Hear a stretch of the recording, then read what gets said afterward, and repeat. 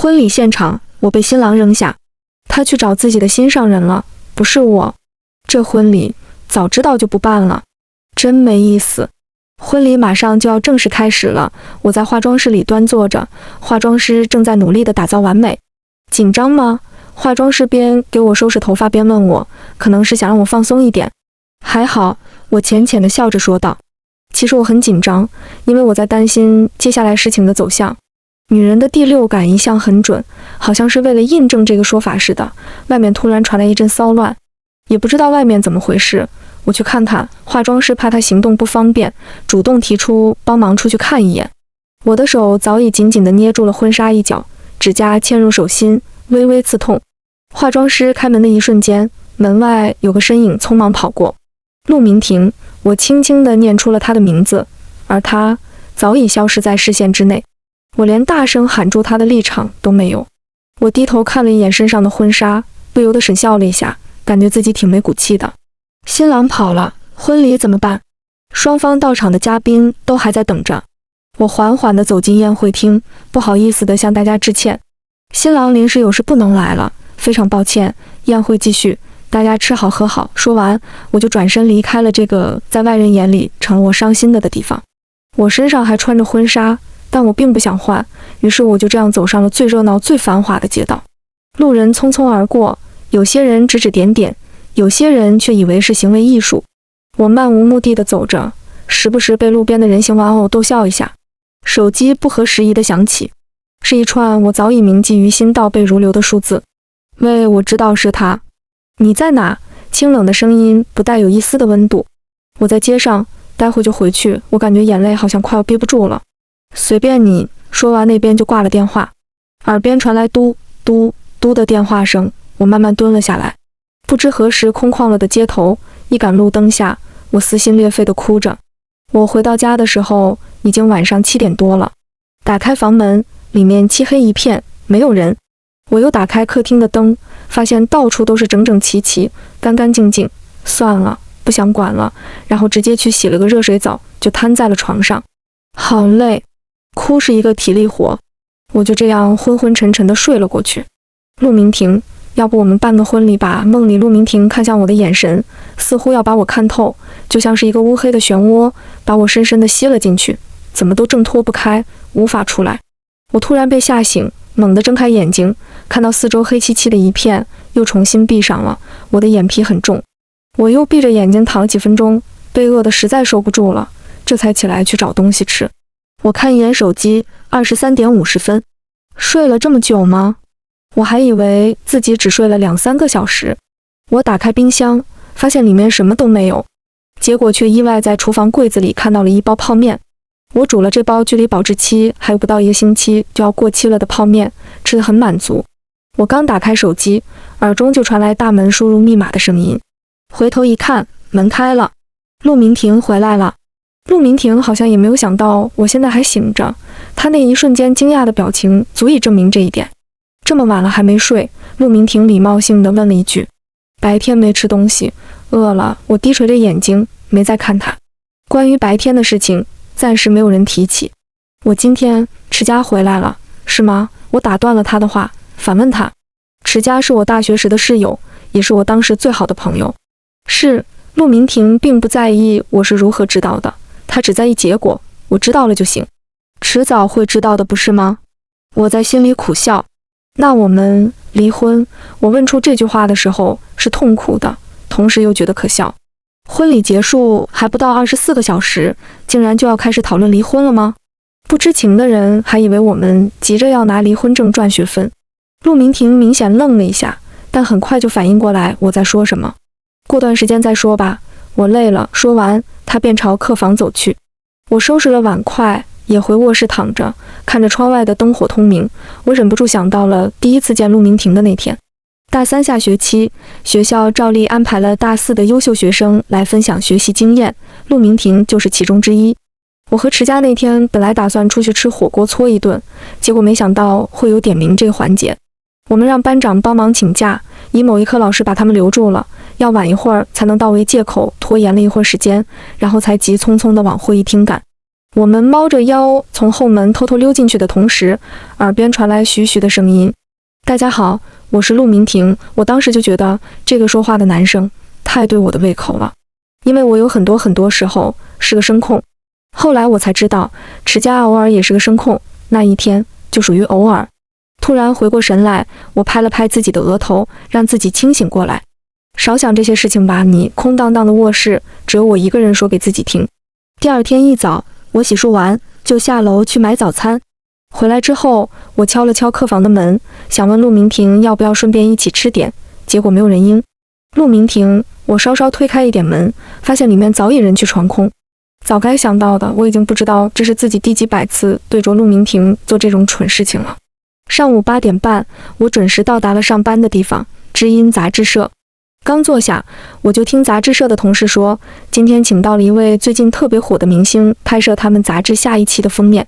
整个杂志社的同事们都按耐不住自己蠢蠢欲动的激动心情。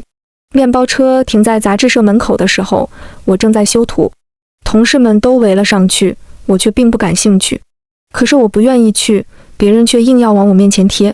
青川，好久不见。面前的女人身材妖娆，面带浓妆，正颜笑艳艳地看着他，全然没了6年前小女生的模样。是挺久没见了，你脸上的粉倒是越涂越厚了。我浅浅微笑。周围的同事原本还在惊讶我竟然会认识当红小花旦池家，下一秒就更惊讶于我对池家的态度了。大学的时候，池家就喜欢化妆，当时我也总是说她粉涂得太厚。原先不过是玩笑话，现在却早已成真。池家站在那，笑容僵住，知根知底的关系，没有寒暄的必要。我心里明白，其实我也就只有在陆明婷的面前揣着明白装糊涂。明知道他不喜欢我，却还是忍不住再次尝试。池家知道自己不该来招惹我，但是骨子里的脾性还是在。我昨天回来，学长知道我没有人接，还特意去接我了。你怎么没跟过来呀？我还想和你叙叙旧呢。学长，这个称呼成功地挑起了我的怒气。再说了，这么大腕的明星会没有人接？更何况他们哪来的就可以续？我立马抬眸，一下就把他看透。俗话说，女人最懂女人，是有一定依据的。你觉得我们有哪门子的就可以续？是你借着我的名义骗了他，还是你当初设计在他面前陷害我？池家说不出话来，眼眶开始泛红。别在这哭，我想吐。我说完就拿起水杯，绕过他去接水。哭是池家在陆明婷面前最大的杀手锏。周围的同事看不明白，却又不敢八卦。我入职2年，是什么样的脾气他们知道。我不会无缘无故发脾气，但也很不喜欢别人过问我的私生活。池家没有再来找我，花了1个下午，很配合地拍完了杂志封面。临走的时候，他从我身边经过时停顿了一下，用只有我们2个人才能听到的声音说：“柳青川，我们后会有期，再见到陆明婷是1个星期后。”这1个星期我和他没有任何联系，如果不是这次偶遇，我会以为陆明婷忘记了我这个妻子。醉仙居里，1个屏障相隔，我看到了那个在人群中一眼就能找到的身影。陆明婷也看到我了，他应该约了投资人在这里谈合作，而我则是来见一位编辑，我们杂志社下周和他有个合作。吃过饭，我和那个编辑谈得很顺利，合作的内容接洽，双方都很满意。我们准备离开醉仙居的时候，陆明婷他们也起身了。走到门口，那位编辑和我道别之后就开车走了，我这才朝自己的车走去。人倒霉的时候，喝凉水都塞牙缝，说的没错。我来的时候还开得好好的车，现在竟然怎么都打不起火了。不仅如此，拧钥匙的时候，车子没有一点反应，看来是电路问题。没有办法，我只好一脸不耐烦地下了车。谁知道10米远处，陆明婷正在地看着我。我一下子就没有了不耐烦，只是开始纠结是走还是等他先走。陆明婷似乎也在等什么，但是好一会儿的空气凝滞，他最终还是驱车离开了。晚上，我没想到陆明婷会回来，我想问他最近都在哪里住的，但是我没有。他旗下有那么多酒店，在哪住不是住？其实说到底，我还不是怕听到自己不想面对的答案。比如说，他是和池家待在一起的，这种回答烂透了。我见过池家了，虽然很不想承认，但是池家这个名字让陆明婷停下了脚步。他转过身来看着我，示意我继续说。他知道我们结婚了吗？我淡淡的问，装作漫不经心的样子。他不需要知道。陆明婷冷漠极了。好一个他不需要知道。我心里了然，当初结婚是我妈妈临终前的再三嘱咐，不然陆明婷也不会和我结婚。我妈妈李云如在3个月前去世，她知道我一直对陆明婷很上心，所以她在陆明婷去看望她的时候提出了这个并不合理的要求。我的心思陆明婷也是清楚的，要说她什么都不知道那不现实。她之所以答应，是因为陆明婷知道我心里也什么都明白。假的就是假的。医生说我妈妈只剩下半个月的时间的那天，陆明婷也在。第二天一大早，陆明婷就在我住的小区楼下等我。她来之前已经打过电话告诉了我她来的目的。我至今还记得当时电话里传来的声音，她冷漠的没有一丝多余感情的说，拿着你的户口本，我在楼下等你，我们去登记。她甚至没有说让我穿得好看一点。我当时沉默了好一会儿，陆明婷甚至以为我挂掉了电话，结果却听到那边悠悠地传来一句，你不用这样，不用这样做自己不喜欢的事情。我当然想嫁给他，但前提是他爱我。不过我那时好像还不懂，奢求一个人的爱太难了。那边的人明显愣了一下，但还是霸道强硬地说，你只有半个小时的时间收拾。他们就这样毫无预兆地领证了。所以池家知不知道并不重要，因为他们的婚姻没有任何意义。在认识陆明婷之前，或者说在我和池家都喜欢上陆明婷之前，我并不知道池家并不是他看上去的那样单纯。几年前陆明婷临近毕业的时候，池家那个学期有一个实验的报告还没有完成，当时我们俩和陆明婷的关系都仅仅只是朋友关系，因为陆明婷那时并没有谈恋爱的打算。作为朋友，陆明婷受不了池家一个劲儿的微信轰炸，答应了帮他一起整理实验数据的无理要求。池家在求助成功之后，立马向我炫耀，陆学长答应帮我一起做实验了。我从来没有表示过自己喜欢陆明婷，但也许喜欢一个人真的藏不住吧。我的直觉告诉我，池家好像知道了我对陆明婷的想法。但是事情往往就是这样，有戏剧性。池家貌似在对陆明婷展开攻势。做实验那天是一个晴空万里的好日子，我也没想到我会在那天重新认识池家这个人。下午2点，他们2人在实验室里准备好了所有东西。做实验的过程需要谨慎，但池家显然做不到。他一个不小心就碰倒了一瓶试剂。陆明婷眉头皱起，实验没法继续，气氛开始变得凝重。池家好像知道陆明婷不高兴了，不敢再乱动。他抬起那双楚楚可怜的杏眼，里面蓄满了泪。我到达实验室的时候，看到的就是池家满眼含泪地看着陆明婷。我一下就慌了，以为陆明婷欺负了池家。虽然我喜欢陆明婷，但不代表那比得过我和池家的友谊。手握在门把手上往下按的同时，我听到里面传来池家的声音：学长，我不是故意的，不似平时正常的嗓音那样让人舒服，有点夹着嗓子说话的意味。即将打开门的手缓缓抬了起来。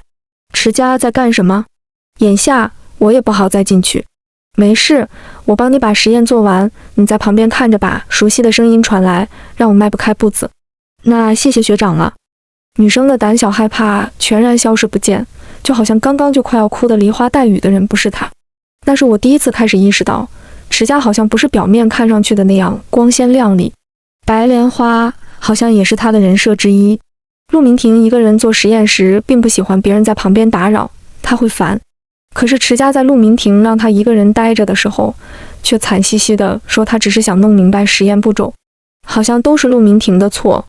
我一直在门外，发现陆明婷没有辨别白莲花的才能这一点的时候，也挺让我意外的。我还以为像陆明婷这样的人，什么都会呢。我不想再听下去，怕自己再听到池家不可告人的秘密，怕听到陆明婷就这样正中了池家的下怀。等晚上在宿舍见到池家时，我比以往少了些热情。池家以为我是不高兴他约了陆明婷，就说了一句：你又没追上学长，你们又没有在一起，你有什么好生气的？我挑了挑眉，我说我要追他，所以他以为我疏远他是因为陆明婷。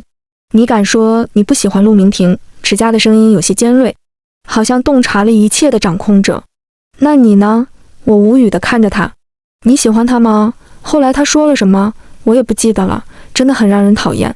认识了这么久的同学，竟然是这副面孔，我觉得自己被好好上了一课，知人知面不知心。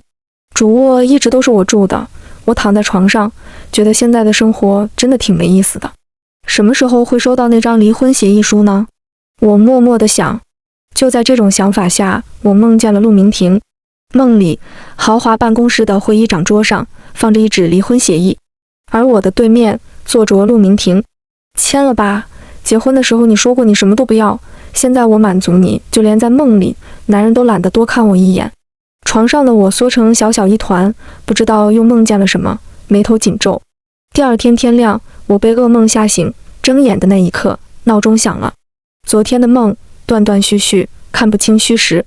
我到公司的时候，同事告诉我，主编说让他去一趟办公室。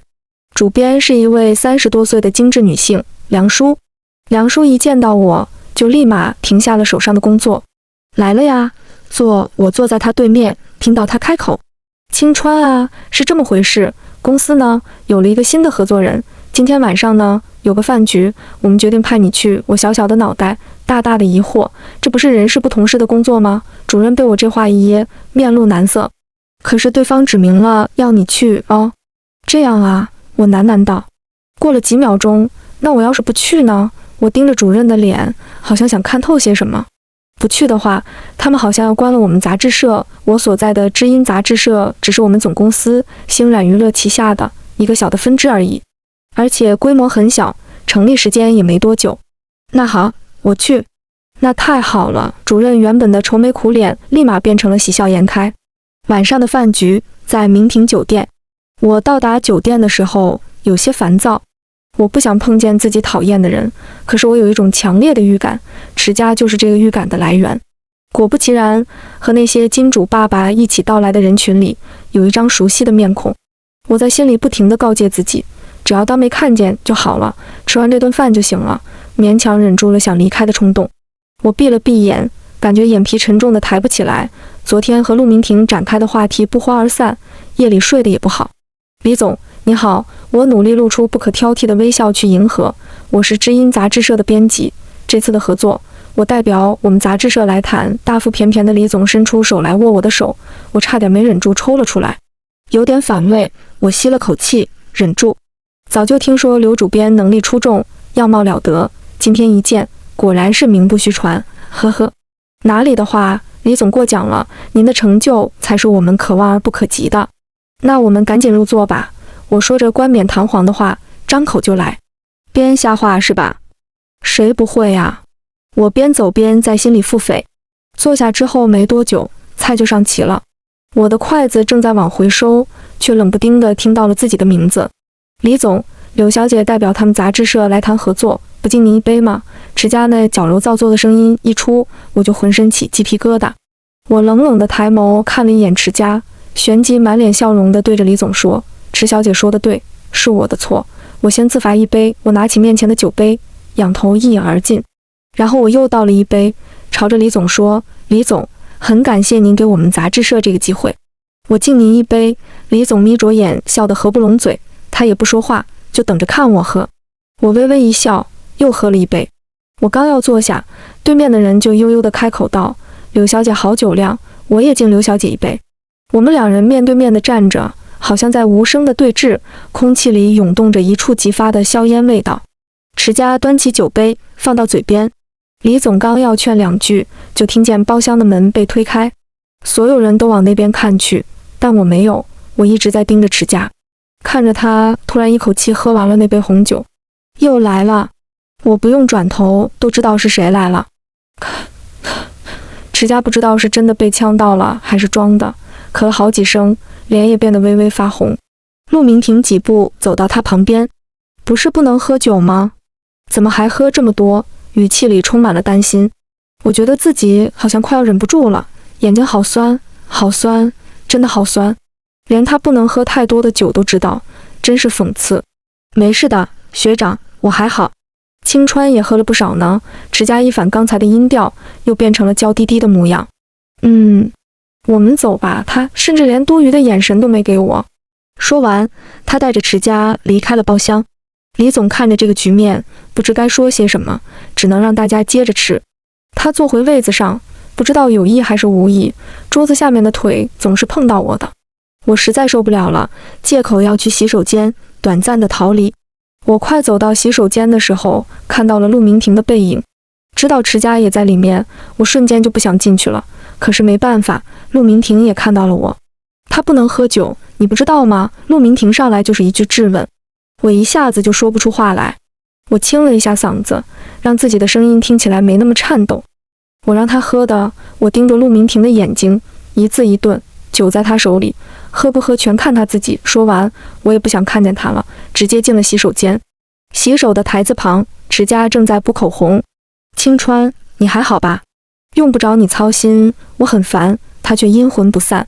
是学长，他说我们结婚了。我看着他，直击要害。学长这学长那的，一天天的也不嫌累。我明显看到池家在听到我的话之后愣了一下。很好，反应不错。然后我赶紧洗了个手就往外走，还没跨出去一步，身后的人却好像甩不掉的牛皮糖。可是学长对你好像并不是那种关系该有的样子啊！我忍无可忍，转身朝池家走去，俯身靠近他的耳边，刺激他道：“你再刺激我，当年就你学长的事，我就亲自告诉他。”我站直以后，看到池家眼里流露出了慌乱，满意的笑了。他身上的香水味很重，让我有点想吐。记住我接下来的话，别惹我。我一个字一个字的说完，就好像一笔一画的写在池家的心上。再回到包厢，里面的人都吃得差不多了。李总一发话，大家也就散了。李总要说顺路送我，被我拒绝了。我没有回家，而且去了母亲的墓地。不管什么季节，夜里总是冷的。我穿的本就不多，还在墓旁边抱着膝盖坐了一夜。妈，你说当初我是不是不该答应他呀？妈，我后悔了，不应该喜欢上他的，可是我控制不住当时的感觉啊。我好像没有这么喜欢他了，太累了。妈妈，你在那边还好吗？我好想你呀。月明星稀，寒风刺骨，一个人碎碎念念，一个人碎碎念念。破晓时分，我从地上站起来，长时间维持着抱膝坐地的姿势，我不得不扶着背缓了几分钟。妈，我走了，有空再来看你。我笑着看着照片上的容颜，满脸的疲惫和释然，揉碎了黎明的日光。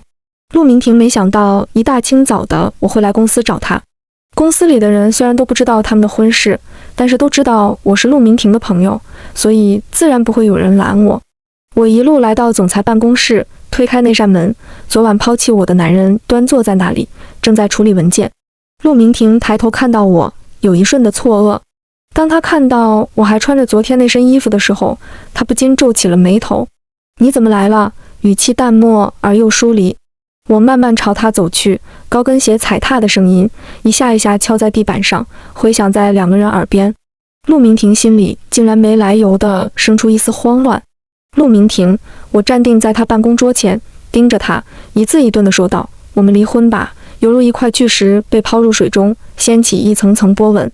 你知道自己在说什么吗？男人的眼中，刚开始的震惊慢慢变成了不可置信。我回去收拾东西就搬走，离婚协议书你办好了给我，我签个字就行了。我其实感觉有点不太舒服，吹了一夜的冷风，我可能有点发烧了，好热。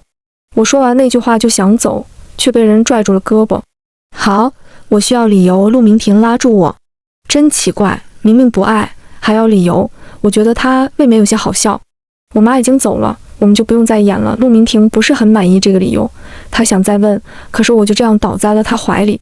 晕倒前，我觉得老天待我可真是刻薄，明明自己是来离婚的，可是现在却搞得像是我在投怀送抱一样。陆明婷不知道怎么回事，却也感觉到了我极高的体温。她没有在意我身上没换的还沾着酒味的衣服，直接把我抱起来就往楼下跑。她以最快的速度开车到医院，抱着我进医院时着急的模样，吓得值班医生以为是什么严重的情况。确实挺严重的，高烧40度。护士给我挂好点滴之后，让陆明婷看着点，换水的时候叫她。陆明婷应了一声，在我旁边坐下。她看着床上的人，脸色苍白，不知道做了什么不好的梦，眉头紧紧皱在一起。这好像是第一次这么长时间的看着我。陆明婷也意识到了，她一开始是懵的，不明白为什么一直好好的人突然来找她，一开口就说要离婚。听到离婚那2个字的时候，自己为什么不是立刻答应，而是感到烦躁？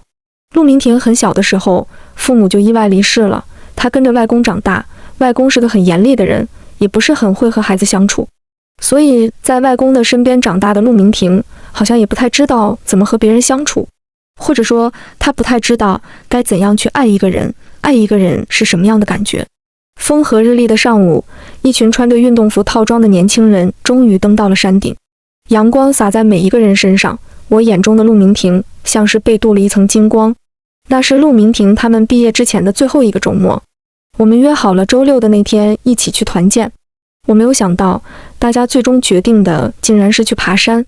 倒不是我不喜欢，恰恰相反，我平时就经常锻炼，喜欢运动，而是我眼中的这些朋友们平时走2步都嫌累，所以我还挺诧异这个决定的。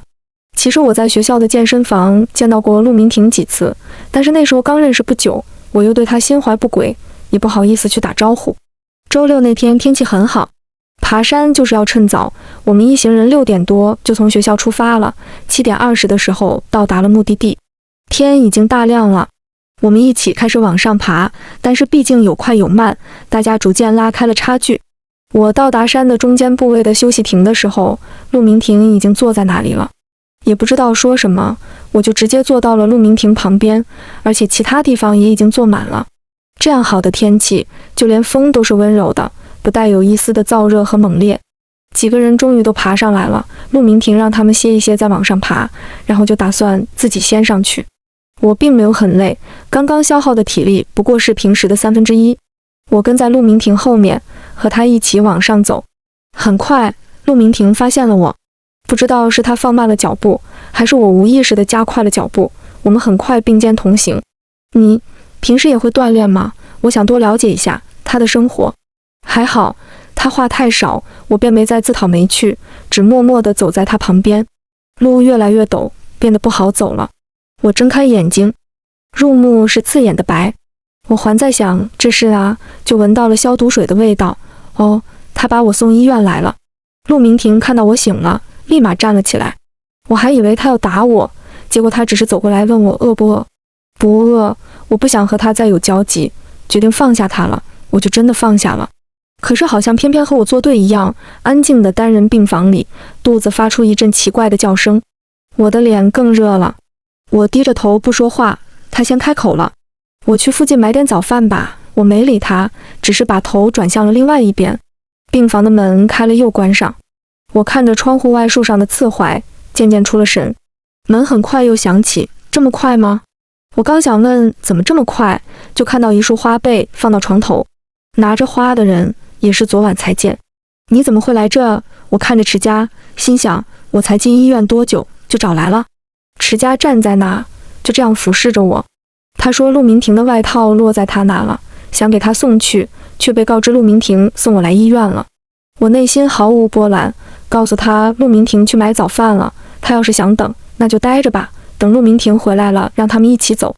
柳青川，你上次威胁我的事，现在我不怕了。威胁他？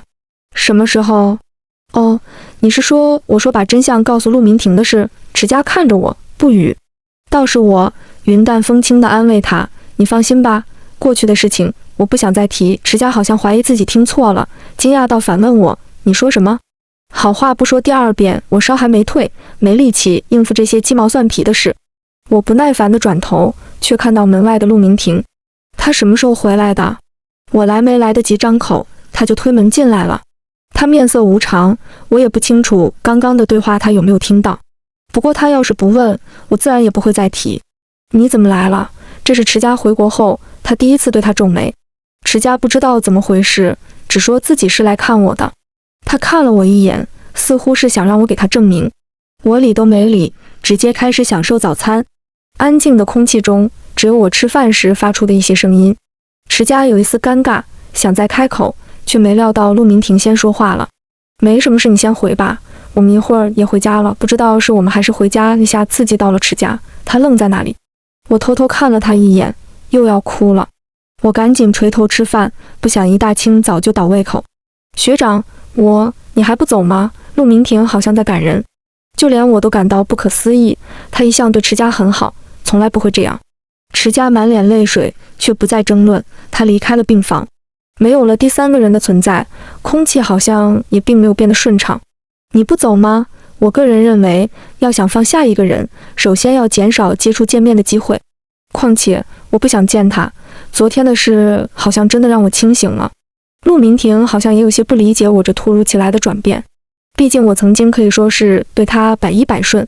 我走了你怎么办？我冷笑一声。我是缺胳膊还是断腿了？按照以前，就算我缺胳膊断腿，他也不会问一句吧。现在是怎么回事？我让他赶紧去上班，他好像也不愿和我争辩，就走了。终于清静了。我吃完早饭就离开了医院，挂个吊水还睡了人家一张床，浪费资源了不是？我打电话向主编请了假，估计昨天的合作谈得挺好，梁叔很爽快地答应了。我打车回到家，收拾了自己的东西。没想到住了这段时间，我的东西加起来也不过一个行李箱就放完了。我把东西送回了我妈临走时留给我的唯一的遗产那里，一个老旧小区里的一套房子。天气不错，我想着买一些生活用品，就去了附近的超市。我开始纠结，到底是买那套可爱一点的牙刷，还是另外一套显得简洁大方一点的牙刷。我果然有很严重的选择恐惧症。不过转念一想，我要是有钱就都买了，哪还有什么选择恐惧症，不过是穷罢了。自我嫌弃了几秒钟，我把那套简洁款式的放了回去。刚一转身，迎面撞上了一个男人，还挺疼，我好像更晕了。不好意思，你没事吧？不过还挺有礼貌。我缓了一下，抬头看到了一张完美的脸。没事，还挺帅的。他的帅不是那种高冷范，而是干干净净的那种帅气。我们是不是在哪见过？对方开口问道。这个年头了，还有这种搭讪方式吗？是我二句了。时尚圈是个轮回，搭讪圈也是吗？我笑呵呵地看着他，大哥，你找错人了，我已婚。我想起来了，柳青川。我猛地睁大了眼睛，想要去辨认一下他到底是谁。江瑜。我的眼睛因为惊讶睁得更大了。咖啡店里，我喝着咖啡，看着对面的人，尴尬地笑了笑。想到我刚刚错把他当成追求者，我就感觉已经扣除了30一听。不过也不能全怪我，他和高中的时候差别也太大了。当时他还做过我的后卫，戴着一副厚重的眼镜，不太说话，但是成绩很好，人也很有礼貌。这是我对江宇的所有印象。这么多年没见，你变化还挺大，我打破了这场僵局。他看着我说，你也是。那你现在是做什么的呀？我很好奇。我大学学的计算机，现在和以前同学一起创业，开了一家小公司，发展的还可以。互联网啊，确实挺火的。又寒暄了几句，我们就道别了。他好像急着回家照顾他妈妈。我回到家的时候，没想到会在楼下看到陆明婷。我走过去，站在他对面。你又来干嘛？今天早上在医院，你和池佳。哦，看来还是听到了呀。我饶有兴致地看着他，想知道他会问什么。以前的事有什么我不知道的吗？呵呵，问的还挺委婉，还是不愿意去怀疑池佳是吗？你没听到吗？怎么，不敢相信你听到的是吗？那你去问问池佳呀，你不是只听他的吗？我看着他低头在思考着什么，决定全都说了。说完了，也就真的放手了。当年去爬山，记得吧？你不小心摔下去，是我把你救上来的，可是池佳说是他，你信了。你刚开始创业，资金不够，我借了好多人，给你的时候，你以为是池佳让我给你的。还有很多，还要听吗？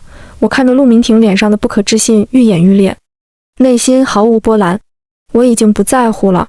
你为什么不告诉我？我第一次听到他的声音里面带着嘶哑。我说了你就会信？我不说你自己不会问？不会查吗？我说的有些气了，一转头又看到了江宇。你怎么还没走？想起来有件事忘了。江宇朝我走来，风乍起，掀起了一点他的衬衫下摆。陌生的声音让陆明婷也回了头。他是谁？他看着江宇，却是在问我，和你有关系吗？我以前也不知道一个人可以偷偷喜欢另一个人这么久，也不知道一个人可以说放下就放下了。什么事？留一下手机号吧，下次我请你吃饭，谢谢你的咖啡。江宇的声音和陆明婷很不一样，他的声音更多的是温柔。好啊，我直接报了一串数字。那我先走了，你们聊。江宇微微点了一下头，显得很绅士。陆明婷不再说话，我也就直接回家了。还没刚进门，手机里就收到一条微信。刚才那个人，你们认识多久了？我着实是有点无语了。一句话，他怀疑我。陆总，离婚协议麻烦尽快送过来。我退出微信，去收拾买回来的东西。收拾得快差不多的时候，一个陌生的号码打开了，电话接通，传来江宇的声音。江宇，怎么了吗？周末有空吗？请你吃饭。我没想到他这么快就会约我。你不用这么客气的，就一杯咖啡。不是的，我下周要去出差，还想拜托你有空的话去看一下我妈妈，所以先请你吃顿饭，这样啊？那好吧，时间地点发给我，手机号就是微信号，你加一下吧。好，那我挂了。等了好几秒钟也没挂断，我只好自己利落地按了红色圆圈。挂断之后，微信上联系人那里很快冒出一个红圈，我点进去一看，一个山川湖水的蓝色头像，名字是 C-Way。很快就到了周末，好不容易休息的时间，我想睡个懒觉，睡到了10点钟，想到江宇还约了我吃饭，就从床上爬了起来。我洗漱完，弄了点简单的吃的，垫了2口，就已经11点了。到吃饭的地方的时候，距离约定的时间还有5分钟。我进去之后，眼睛扫了一圈，便看到了江宇。江宇看到我来，才开始点菜，他把菜单给我，让我点一些自己喜欢吃的。我最讨厌吃酸的，尤其喜欢吃辣的。江宇看到我点的菜，说了一句和以前一样。我疑惑地看着他，他解释说，记得上学的时候我就喜欢吃很辣的零食。我说无辣不欢吗？江宇说他妈妈前段时间下楼梯摔到了腿，他出差这几天，希望我有空的时候可以帮他去看一下他妈妈。也难怪，那年久失修的房子，楼梯里连个灯都没有，确实容易出事。行，有时间我就过去帮你看看。江宇出差的那几天，我去了他们家3次，阿姨行动不便，我还买了一些餐厅的饭和她一起吃。阿姨人很好，怕我无聊，一直给我讲一些好玩的事情，还有江宇小时候的事情，挺有意思的。等江宇出差回来，阿姨把我好一顿夸。这期间，我向杂志社递交了辞职申请。主编看到的时候很吃惊，他知道我是真的喜欢这份工作，所以不明白我为什么要辞职。当然，我和池家的那点破事没人知道。我也很着急，因为陆明婷的离婚协议到现在还没有送到我手里。我陆明婷的公司去找他，办公室里我的声音清晰可闻，离婚协议什么时候能给我？陆明婷看着我，眸色渐深。我说过要和你离婚吗？我们的婚姻又没有任何意义，现在我妈也去世了，就没必要继续了。况且我妈要是知道你是这样对我的，也不会同意让我嫁给你。我提高了音量，她好像很惊讶我会这样和她讲话。在她眼里，我一直是温柔懂事那一挂的。所以，陆明婷，尽快结束这场悲剧式的婚姻吧。辞呈递交上去了，但是还没有被批准，而且还没有找到人接替，所以我还是要继续打工。周3这天，我刚到办公室，就看到桌子上放了一份采访的样稿。采访的是最近很火的公司川渝公司，这是一家 IT 行业里新爆出来的黑马企业。我打开稿子，发现采访对象是该公司的创始人之一江宇。我的眉毛上挑了一下，对面眼尖的同事立马问我怎么了，以为有什么八卦可以听。我摇了摇头，让他们专心工作。采访的时间是今天晚上。江宇来到的时候，我刚刚在食堂吃完晚饭，他比约定好的时间提前了半个小时。他看到我的时候，没有我想象中的那么惊讶。他说提前知道了，采访的人是我。我也没想到陆明婷会来找我。我送江宇出去的时候，看到门口的车旁边站着陆明婷。你回去吧，采访的内容会在下期杂志上出现，到时候记得买来看看。好，我会的。江宇看着我，又看了一眼几步之外的陆明婷。江宇刚走，陆明婷就朝我走了过来。青川，我们能不能不要离婚？我以为我听错了，你觉得呢？烈日当空，我就这样和他对视着，谁也不肯让步。没想到他会先败下阵来。他低着头，看起来有点可怜。我转身回杂志社，他却拉住了我的手，力气很大，我的手腕痛了一下。我忍不住皱了一下眉头。你干什么？声音有点大，碰巧路过的行人都被吓了一跳。放手，我们再商量一下不行？没什么可商量的。他还是握着我的手，力气很大，我的眼眶因为生理疼痛而微微泛红。他让你松开，你没听明白吗？江瑜，他不是走了吗？我去隔壁咖啡店见了个朋友，他回头对我说，同时分开了我和陆明婷那纠缠不清的手，气氛有些怪异，好像修罗场。那我先回去了，你们也快走吧，我抓紧逃离。也不知道他们俩是什么时候离开的。